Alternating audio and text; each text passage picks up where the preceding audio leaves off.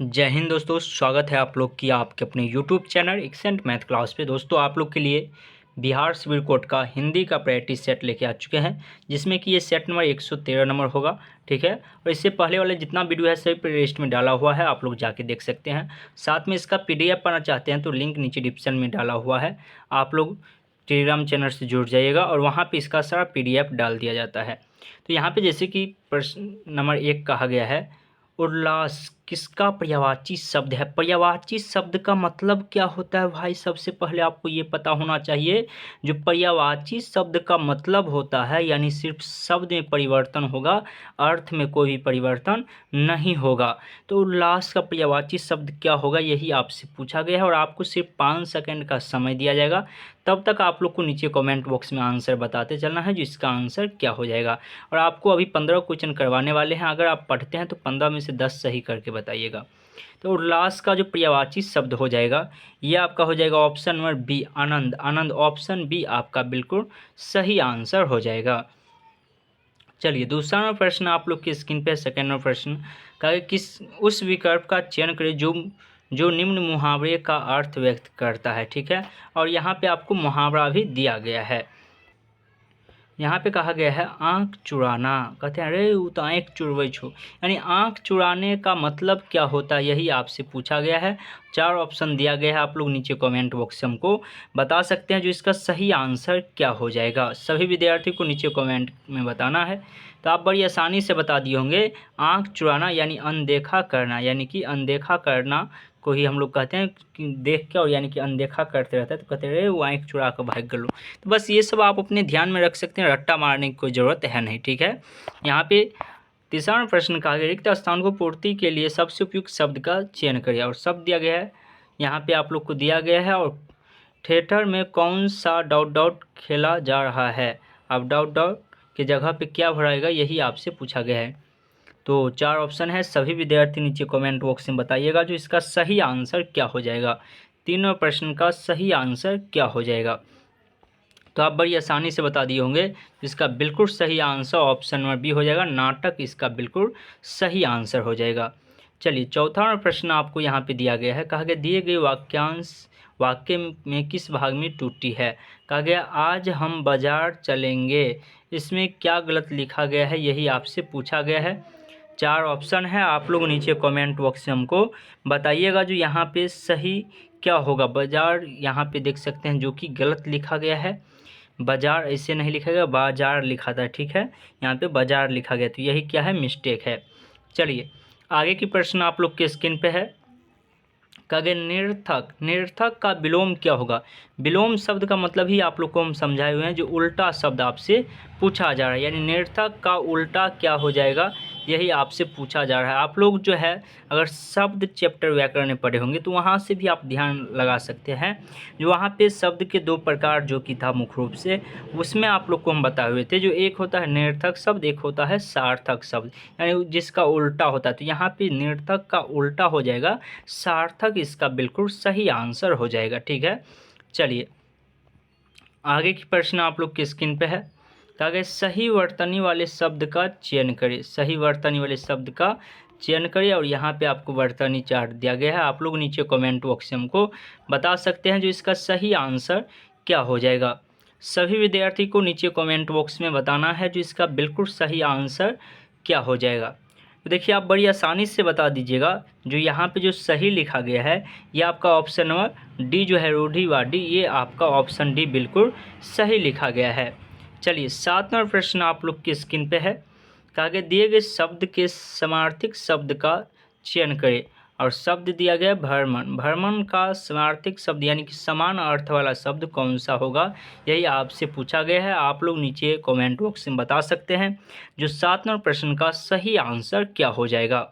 तो देखिए आप बड़ी आसानी से बता दिए होंगे, आपको अधिक समय देंगे नहीं। हाँ, आप लोग अगर अभी तक वीडियो को लाइक नहीं किया तो लाइक कर दीजिएगा, और चैनल पर पहली बार आए तो चैनल को सब्सक्राइब करके बेल ऑल कर लीजिएगा, क्योंकि यहाँ पे आपको रोज़ बिहार सिविल कोड का प्रैक्टिस सेट आपको करवाया जाता है। तो इसीलिए आप लोग चैनल को सब्सक्राइब बेल ऑल कर लीजिएगा।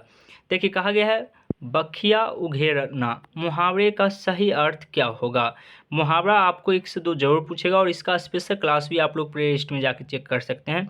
बहुत सारे क्लास मुहावरा का, विलोम शब्द का, पर्यायवाची शब्द का, इस सभी का क्लास स्पेशल क्लास भी आप लोग को हम दिए हुए हैं। तो 8वां प्रश्न का बिल्कुल सही आंसर जो हो जाएगा ये हो जाएगा भेद खोलना। ऑप्शन बी आपका बिल्कुल सही आंसर हो जाएगा। चलिए आगे के प्रश्न की ओर हम लोग बढ़ते हैं। यहाँ पे कहा गया है दिए गए शब्द का विलोम चुनें और शब्द दिया गया है उर्वर। उर्वर का विलोम क्या होगा यानी उल्टा क्या होगा, यही आपसे पूछा जा रहा है। 4 ऑप्शन आपको यहाँ पे दिया गया है, आप लोग नीचे कमेंट बॉक्स में बता सकते हैं जो उर्वर का विलोम शब्द क्या हो जाएगा यानी उल्टा शब्द क्या हो जाएगा। सभी विद्यार्थी को नीचे कमेंट बॉक्स में कमेंट करना है। तो देखिए आप बड़ी आसानी से बता दिए होंगे जो उर्वर का जो विलोम हो जाएगा यानी उल्टा हो जाएगा, यह आपका ऑप्शन नंबर ए हो जाएगा उत्सर। ठीक है, उर्वर कहते हैं ना यानी कि उत्सर होगा। ठीक है, चलिए 10वां प्रश्न आप लोग की स्क्रीन पे है। कहा गया दिए गए वाक्यांश के लिए एक शब्द कीजिए और वाक्यांश दिया गया आपको चिरकाल तक जीवित रहने वाला। चिरकाल तक जीवित रहने वाले को हम लोग क्या कहते हैं, यही आपसे पूछा जा रहा है और 4 ऑप्शन है, आप लोग नीचे कमेंट बॉक्स में बताइएगा। और आप लोग को आशीर्वाद के रूप में बहुत बार ये चीज़ मिलता भी है, आप लोग को देते भी होंगे। तो देखिए चिरकाल तक जीवित रहने वाले को हम लोग कहते हैं चिरंजीवी, कहते हैं चिरंजीवी भवा, यानी कि काल तक जीवित रहे, इसका आशीर्वाद जो मिलता है आप लोग को, इसका अर्थ यही होता है। चलिए 11वां प्रश्न आप लोग की स्क्रीन पे है जो कि यहाँ पे कहा गया है सही वर्तनी वाले शब्द का चयन करें और 4 वर्तनी यहाँ पे परिश्रम लिखा गया है, आपको बताना है जो कौन सा सही लिखा गया है। सभी विद्यार्थी को नीचे कमेंट बॉक्स में बताना है जो परिश्रम कौन सही लिखा गया। तो आप बड़ी आसानी से बता दिए होंगे जो ऑप्शन नंबर बी जो है ये आपका बिल्कुल सही लिखा है, पारी और श्रमिक, बिल्कुल सही लिखा पारिश्रमिक।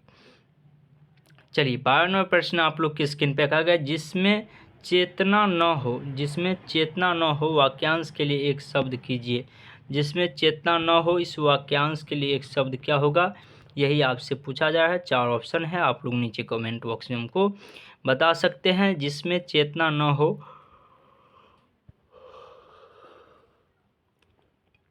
तो आप बड़ी आसानी से बता दिए होंगे जो 12वें प्रश्न का बिल्कुल सही आंसर ऑप्शन नंबर बी हो जाएगा अचेतन। चलिए 3 प्रश्न और बच गए जो कि 13वां प्रश्न आप लोग की स्क्रीन पे है। कहा गया दिए गए वाक्यांश के लिए एक शब्द कीजिए। फिर से एक शब्द करने के लिए दिया है, कहा है जिस स्त्री को कोई संतान न हो, जिस स्त्री को कोई संतान न हो उसे हम लोग क्या कहते हैं, यही आपसे पूछा गया और 4 ऑप्शन दिया हुआ है, आप लोग नीचे कमेंट बॉक्स में बता सकते हैं। जिस स्त्री का कोई संतान न हो उसे हम लोग क्या कहते हैं। तो देखिए आप बड़ी आसानी से बता दिए होंगे जो इसका बिल्कुल सही आंसर ऑप्शन नंबर बी हो जाएगा बाध्या। बाध्या इसका बिल्कुल सही आंसर हो जाएगा। चलिए 14वां प्रश्न का आगे रिक्त स्थान को भरने के लिए सबसे उपयुक्त शब्द का चयन करें और यहाँ पे रिक्त स्थान में आपको दिया गया है, कहा गया है बूढ़ा आदमी अपने डॉट से दुखी है। बूढ़ा आदमी अपने डॉट से दुखी है, किस चीज़ से दुखी है, तो यही आपसे पूछा गया है। तो ये सब तो एक बच्चा भी आसानी से बता सकता है जो इसका आंसर क्या हो जाएगा। तो आप अधिक समय लीजिएगा नहीं और बड़ी आसानी से आप बता भी दिए होंगे। जो इसका बिल्कुल सही आंसर जो हो जाएगा ये हो जाएगा ऑप्शन नंबर डी बुढ़ापे, यानी बुढ़ा आदमी अपने बुढ़ापे से दुखी है। क्या कि जवानी से तो दुखी होगा नहीं, बचपन से तो दुखी होगा नहीं, तो इसीलिए बुढ़ापा से ही दुखी है। चलिए आज के सेशन का लास्ट क्वेश्चन आप लोग की स्क्रीन पे है।